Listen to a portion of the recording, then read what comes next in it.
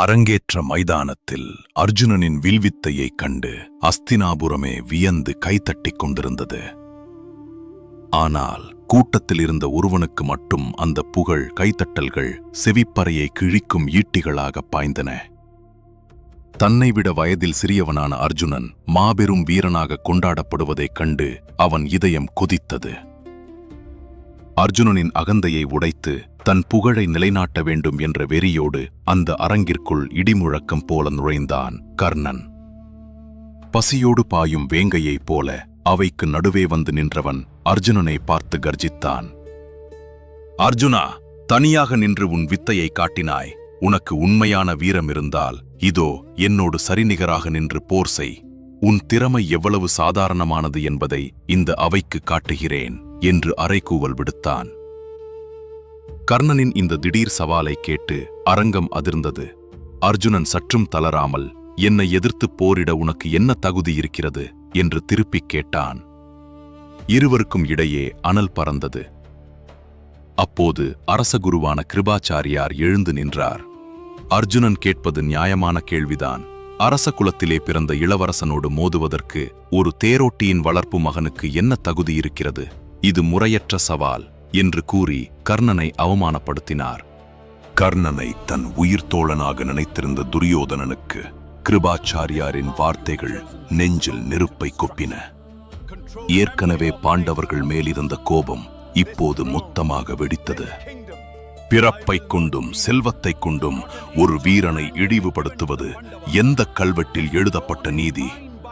கல்வியும் வீரமும் கொடையும் கொண்ட ஒருவனுக்கு சாதியும் குலமும் எதற்கு?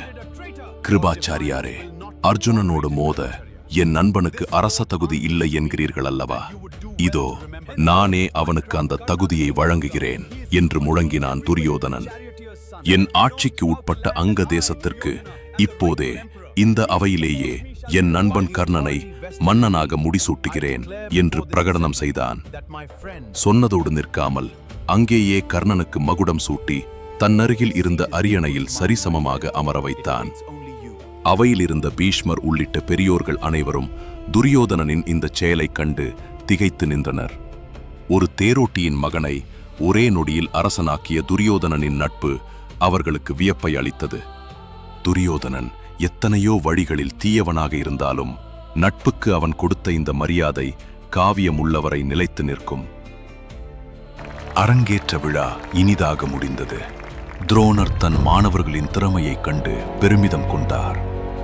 ஆனால் அவர் மனதில் பல ஆண்டுகளாக எரிந்து கொண்டிருந்த அந்த பழிவாங்கும் நெருப்பு இப்போது விஸ்வரூபம் எடுத்தது. இளமையில் தன்னை அவமானப்படுத்திய பாஞ்சால மன்னன் துருபதனை பழிதீர்க்க வேண்டிய நேரம் வந்துவிட்டதை அவர் உணர்ந்தார். தன் மாணவர்களை தனியே அழைத்தார் துரோணர். என் அருமை மாணவர்களே, நீங்கள் எனக்கு கொடுக்க வேண்டிய குருதட்சணை பொன்னோ பொருளோ அல்ல. இளமை பருவத்தில் நான் வறுமையில் நின்றபோது பாஞ்சால மன்னன் துருபதன் என்னை இகழ்ந்து அவமானப்படுத்தினான். அந்த துருபதனை போர்க்களத்தில் வீழ்த்தி அவனை என் காலடியில் ஒரு கைதியாக கொண்டு வந்து நிறுத்த வேண்டும். இதுவே நீங்கள் எனக்கு கொடுக்கும் குருதட்சணை. துரோணரின் கால்களில் விழுந்து வணங்கிய கௌரவர்களும் பாண்டவர்களும் அந்த சபதத்தை நிறைவேற்றுவதாக உறுதி பூண்டனர். தங்களுக்கு பாண்டவர்களை விட குருபக்தி அதிகம் என்பதை காட்டிக்கொள்ள நினைத்த துரியோதனனும் அவனது தம்பிகளும் அவசரமாக படைகளை திரட்டிக் கொண்டு பாஞ்சால நாட்டை நோக்கி படையெடுத்தனர். ஆத்திரப்படுபவனுக்கு அறிவு வேலை செய்யாது. அதன்படியே எந்தவித திட்டமுமின்றி பாஞ்சால நாட்டிற்குள் நுழைந்தனர் கௌரவர்கள். ஆனால் துருபதன் சாதாரணமானவன் அல்ல. அவனது மின்னல் வேக தாக்குதலை சமாளிக்க முடியாமல் கௌரவ படைகள் சிதறி ஓடின. துரியோதனன் புறமுதுகிட்டு திரும்பும் அவமானம் நேர்ந்தது. கௌரவர்கள் தோட்டு திரும்பிய அந்த நேரத்தில் பாண்டவ படைகளோடு போர்க்களத்திற்குள் நுழைந்தான் அர்ஜுனன். அர்ஜுனனின் வில்லுக்கு அன்று ஏதோ வெறி பிடித்து விட்டது போல செயல்பட்டது. ஆகாயத்திலிருந்து அம்பு மழை பொழிந்தது. அவனது அசுரத்தனமான தாக்குதலைக் கண்டு பாஞ்சால படைகள் நடுநடுங்கின. கொஞ்ச நேரத்திலேயே துருபதனின் படைகள் சின்னாபின்னமாகின. அனுபவத்திலும் வயதிலும் மூத்தவனான துருபதன் அர்ஜுனனின் வீரத்திற்கு முன்னால் ஈடு கொடுக்க முடியாமல் ஆயுதங்களை இழந்து தனித்து நின்றான். ஒரு மாபெரும் சாம்ராஜ்யத்தின் அதிபதியான துருபதனை சிறைப்பிடித்த அர்ஜுனன் அவனை தன் தேர் சக்கரத்தில் கட்டி இழுத்துச் சென்று தன் குருவான துரோணரின் காலடியில் வீசினான். ஒரு காலத்தில் நீ யார் என்று துரோணரை பார்த்து அகந்தையோடு கேட்ட துருபதன் இன்று அதே துரோணருக்கு முன்னால் கைகள் கட்டப்பட்ட கைதியாக தலை குனிந்து நின்றான். அவனை பார்த்து மெலிதாகச் சிரித்தார் துரோணர். வாருங்கள் பாஞ்சால நாட்டு பேரரசரே, அன்றைக்கு உன் அரசபையில் என்னை யாருன்னே தெரியாது என்று அவமானப்படுத்தினாயே, இதோ பார், உன்னை சிறைப்பிடித்து வந்திருக்கும் இந்த சிறிய இளைஞன் என் மாணவன் அர்ஜுனன். செல்வத்தின் செருக்கில் நீ என்னை இகழ்ந்தாய். ஆனால் உண்மையான பலம் என்பது ஆயுதங்களில் இல்லை, கல்வியில் இருக்கிறது. இப்போது உன் ஒட்டுமொத்த அரசாட்சியும் என் காலடியில் இருக்கிறது. ஆனால் எனக்கு அது தேவையில்லை. நீ அன்று எனக்கு தருவதாகச் சொன்ன அந்த பாதி அரசு மட்டும் எனக்கு போதும். மீதி பாதி அரசை உனக்கே பிச்சையாக அளிக்கிறேன். அர்ஜுனா, இவனை அவிழ்த்துவிடு என்று ககட்டளையிட்டார் துரோணர். துரோணர் செய்த இந்த அவமானம் துருபதனின் நெஞ்சில் ஈட்டியாக இறங்கியது. உடலெல்லாம் கூச எதுவும் பேச முடியாமல் தலை குனிந்து நடந்தான். கிரகணம் பிடித்த சந்திரனைப் போல அவனது முகம் இருண்டிருந்தது. ஒரு சாதாரண அந்தணனிடம் தோற்று அவன் போட்ட பிச்சையில் வாழ வேண்டுமா என்று அவனது இரத்தம் கொதித்தது. அதே நேரத்தில் தன்னை வீழ்த்திய அர்ஜுனனின் வீரத்தின் மீதும் அவனுக்கு ஒரு மாபெரும் ஈர்ப்பு ஏற்பட்டது. துரோணரை கொல்ல ஒரு மகன், அர்ஜுனனை மணக்க ஒரு மகள். இந்த இரண்டு மாபெரும் ஆசைகளோடு பாஞ்சாலம் திரும்பினான் துருபதன். பாஞ்சாலம் திரும்பிய துருபதனின் தூக்கத்தை அந்த இரண்டு எண்ணங்களும் முழுமையாக ஆக்கிரமித்திருந்தன. தன் மாபெரும் ஆசைகளை நிறைவேற்றிக் கொள்ள தலை சிறந்த முனிவர்களை அழைத்து புத்திர காமேஷ்டி யாகத்திற்கு ஏற்பாடு செய்தான் துருபதன். குறிக்கப்பட்ட மங்கள நாளில் வேள்வி தொடங்கியது. வேத மந்திரங்கள் எங்கும் முழங்கி எதிரொலித்தன. வேள்வியின் முடிவில் தெய்வத்தன்மை பொருந்திய அமுதத்தை பிரசாதமாக யாகசேனனின் மனைவிக்கு அளிக்க வேண்டியது முறை. ஆனால் வேள்வி நிகழ்ந்து கொண்டிருந்த அந்த நேரத்தில் மகாராணி பூஜையில் பங்கேற்க முடியாத விலக்கான சூழல் ஏற்பட்டுவிட்டது. வேள்வி பிரசாதத்தை அவளுக்கு அளிக்க இயலவில்லை. என்ன செய்வதென்று திகைத்த யாகசேனன் ஒரு தீர்க்கமான முடிவிற்கு வந்தான். எல்லாம் இறைவன் விட்ட வழி என்று மனதார வேண்டிக் கொண்டு அந்த வேள்வி அமுதத்தை அப்படியே கொழுந்துவிட்டு எரியும் யாக குண்டத்திலேயே இட்டான். வேள்வி குறியில் அவன் இட்ட அமுதம் வீண் போகவில்லை. மந்திரங்களின் வலிமையால் தீயிலிட்ட அமுதம் உயிர் வடிவம் பெற்றது. யாகத்தீயை பிளந்து கொண்டு ஒரு மாபெரும் ஆண்மகன் வெளிப்பட்டான்.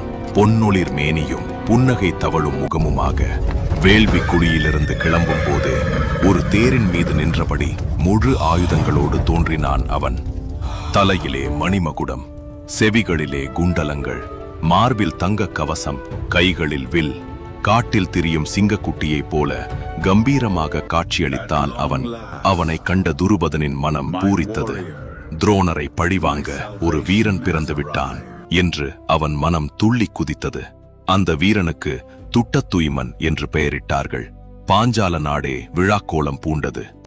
தனக்கு மாபெரும் வீரன் கிடைத்த மகிழ்ச்சியில் யாகத்தீயை வளர்த்த உபயாச முனிவரை அணுகி, சுவாமி, அர்ஜுனனுக்கு மாலையிட எனக்கு ஒரு பெண் மகளும் வேண்டும் என்று பணிவுடன் வேண்டினான். முனிவர் மீண்டும் மந்திரங்களை ஓதினார். இந்த முறையும் இறைவன் அருளால் ஒரு மாபெரும் அதிசயம் நிகழ்ந்தது. முகில் கூட்டங்களுக்கு இடையே மின்னும் மின்னலைப் போல தீ கொழுந்துகளுக்கு இடையே உலகமே வியக்கும் பேரழகோடு ஒரு பெண் தோன்றினாள். அவளுடைய அழகிலே அத்தனை தெய்வீகம் கனிந்திருந்தது. புதர் மண்டி வாளிப்பாக கருத்துச் செழிப்போடிருக்கும் பச்சை மூங்கில் போன்ற படபளக்கும் தோள்கள், மருளும் மான்விழிகள், மலர்வதற்கு காத்திருக்கும் முல்லை மொட்டுக்களைப் போன்ற பல்வரிசை. திருமகளுக்கே உரிய அத்தனை அம்சங்களோடும் திரௌபதி அந்த வேள்விக்குழியிலிருந்து வெளிப்பட்டாள். மாபெரும் வீரனான அர்ஜுனனுக்கு அளிக்க இவளே சரியானவள் என்று விம்மி நிறைந்தது துருபதனின் உள்ளம். தனக்கு கிடைப்பதற்கரிய பேராக கிடைத்த அந்த புனித கன்னிகையை பற்றி பெருமிதம் கொள்ளும் அதே சமயத்தில் அவனுள் ஒரு தெய்வ வாக்கு ஒலித்தது. இத்தகைய கன்னிகைகள் சாதாரணமான செயலை நிறைவேற்றுவதற்காக உலகில் பிறப்பதில்லை. இவர்கள் அசாதாரணமான அழகோடு பிறப்பதைப் போலவே அதிசயமான பெருஞ்செயல்களையும் நிறைவேற்றி முடிப்பார்கள். அன்று சீதை பிறந்தாள். ராவணன் குலம் அழிந்தது. இன்று பாஞ்சாலி பிறந்திருக்கிறாள். இவளால் எந்த தீமை அழியப் போகிறதோ என்று அவன் உள்ளுணர்வு எச்சரித்தது. அர்ஜுனனை மணப்பதற்காக பாஞ்சாலியையும் துரோணரை அழிக்கத் துட்ட துய்மனையும் தனக்கு ஈன்ற விதியை வணங்கினான் துருபதன். பல நாட்களாக கனவாக இருந்து மனத்தை குழப்பிய விருப்பங்கள் பலித்துவிட்ட திருப்தியோடு அமைதியடைந்தான். இதற்கிடையே அஸ்தினாபுரத்தில் வேறொரு அரசியல் பூகம்பம் வெடித்தது. தர்மனின் நேர்மையையும் தகுதியையும் பார்த்த பீஷ்மரும் திருதராட்டிரனும் அவனுக்கு அஸ்தினாபுரத்தின் இளவரச பட்டம் சூட்டி அழகு பார்த்தனர். இதைக் கண்ட துரியோதனனின் நெஞ்சில் பொறாமை தீ பற்றிக் கொண்டது. நான் மூத்த மகனாக இருந்தும் எனக்கு தர வேண்டிய மகுடத்தை தருமனுக்கு தருவதா என்று கொதித்தான். ஆத்திரத்தோடு தன் தந்தை திருதராட்டிரனிடம் சென்று நீதி கேட்டான். தந்தையாக இருந்தும் எனக்கு மாபெரும் துரோகம் செய்துவிட்டீர்கள். என் பங்கை கொடுத்து விடுங்கள். பாண்டவர்களோடு சேர்ந்து வாழ என்னால் இனி ஒரு கணமும் முடியாது என்று சீறினான். அரியணைக்காக தன் சொந்த தந்தையையே எதிர்க்க துணிந்தான் துரியோதனன். இந்த அரியணை போரில் சகுனி பின்ன போகும் அடுத்த மாபெரும் சூழ்ச்சி என்ன? பாண்டவர்களை உயிரோடு எரித்துக் கொள்ள சகுனி தீட்டிய அந்த அரக்கு மாளிகை சதி நிறைவேறுமா? அடுத்த எபிசோடில் பார்ப்போம். தொடர்ந்து இணைந்திருங்கள்.